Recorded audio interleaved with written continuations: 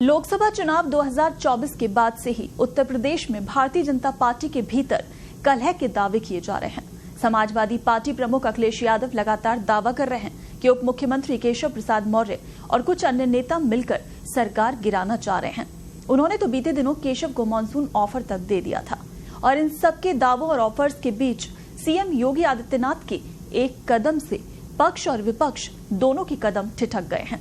गुरुवार शाम को जब ये सूचना यूपी के सियासी और सुर्खियों के गलियारे में पहुंची कि मुख्यमंत्री योगी आदित्यनाथ ने समाजवादी पार्टी की विधायक और अपना दल कमेरावादी पार्टी की नेता पल्लवी पटेल से मुलाकात की, ये सबके लिए अचरज की बात थी।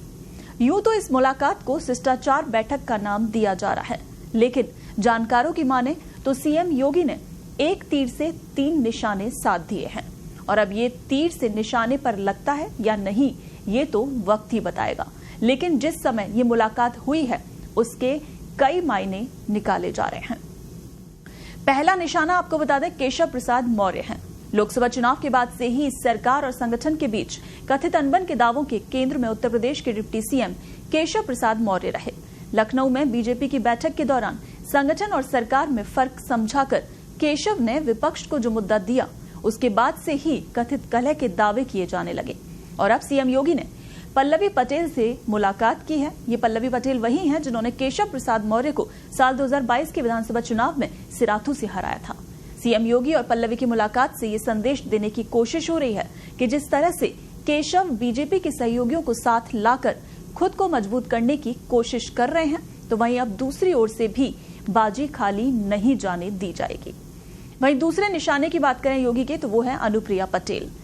अपना दल की नेता, मिर्जापुर से सांसद और केंद्रीय मंत्री अनुप्रिया पटेल ने ही लोकसभा चुनाव के बाद सबसे पहले आरक्षण के मुद्दे के जरिए राज्य की योगी सरकार पर निशाना साधा था। अनुप्रिया और पल्लवी दोनों बहनें हैं, हालांकि सियासत की महत्वाकांक्षाओं की दोनों के रास्ते अलग कर दिए। राज्यसभा चुनाव 2024 के वक्त जब ये दावा किया जा रहा था कि पल्लवी अखिलेश यादव द्वारा प्रत्याशियों के चयन से नाराज हैं, तब अनुप्रिया पटेल के पति और योगी सरकार में कैबिनेट मंत्री आशीष पटेल ने इसे नौटंकी बताया था। पल्लवी के एनडीए के साथ आने के सवाल पर आशीष ने उस वक्त कहा था कि ये फैसला गठबंधन का नेतृत्व करेगा। माना जा रहा है कि सीएम की पल्लवी से मुलाकात कर अनुप्रिया खेमे को सियासत की नई संभावनाओं को जन्म लेने का मैसेज भेज दिया है। वहीं योगी का तीसरा निशाना अखिलेश यादव पर है। 2022 के विधानसभा चुनाव में जहां 111 सीटें जीतने वाले समाजवादी पार्टी को सबसे बड़ा झटका इस साल फरवरी में तब लगा जब उसके 6 विधायकों ने पाला बदलकर बीजेपी के प्रत्याशी को वोट कर दिया। फिलहाल सदन में सपा के 105 विधायक हैं, इसमें से एक पल्लवी पटेल भी हैं। पल्लवी पटेल को सपा ने अपने टिकट पर सिराथू से चुनाव लड़ाया था।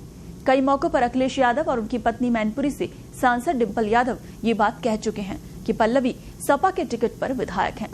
यूपी में 10 विधानसभा सीटों पर उपचुनाव प्रस्तावित हैं, जिसमें से एक सीट फूलपुर भी है। फूलपुर से बीजेपी विधायक रहे प्रवीण पटेल अब सांसद बन चुके हैं, तो ऐसे में यहां भी उपचुनाव होने हैं। सपा की कोशिश है कि वो 10 सीटों में से उन पर भी अपना कब्जा जमाए जो कि बीजेपी के पास थी। मुख्यमंत्री योगी से मुलाकात के बाद फूलपुर में बीजेपी के लिए भी समीकरण और आसान हो सकते हैं। सपा से नाराज पल्लवी ने लोकसभा चुनाव भी पीडीएम मोर्चा बनाकर लड़ा था, तो ऐसे में आगामी उपचुनाव में अखिलेश के लिए फूलपुर जीतने का सपना ही रह सकता है। सिराथू से फूलपुर की दूरी भी 94 किलोमीटर के करीब है।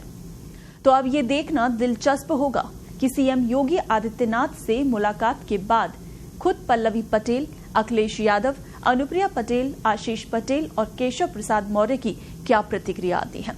उनकी प्रतिक्रियाओं के आधार पर ही यूपी की सियासत के नए समीकरण गढ़े जाने के आसार हैं।